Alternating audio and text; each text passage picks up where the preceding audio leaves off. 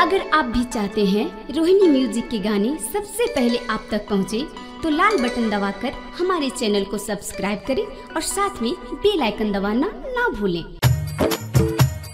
Rohini studio Bihar Sharif.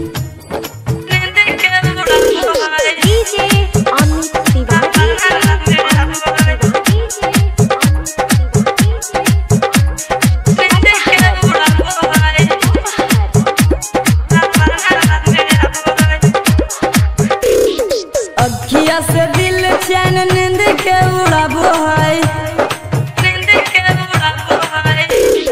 अखिया से दिल चैन नींद के उड़ाबो है। पाकिस्तानवा के बेटी सपनावा में आबो, अखिया से दिल चैन नींद के उड़ाबो है। पाकिस्तानवा के बेटी सपनावा में आबो, अखिया से दिल चैन नींद के उड़ाबो है। पाकिस्तानवा के बेटी सपनावा में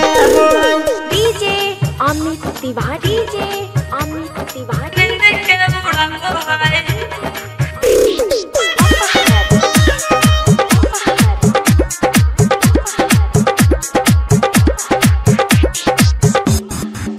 भाव बड़ी खाती है, दिल को छिपाती है, नखरे दिखा के हमें पल पल सताती है। भाव बड़ी खाती है, दिल को छिपाती है, नखरे दिखा के हमें पल पल सताती है। हंस मुस्कुरा के दिलवा के दुखाबो है, हंस मुस्कुरा के दिलवा के दुखाबो है। पाकिस्तानवा के बेटी सपनावा में आबो, अखिया से दिल चैन नींद के उड़ाबो है। पाकिस्तानवा के बेटी सपनावा में आबो है। अमित तिवारी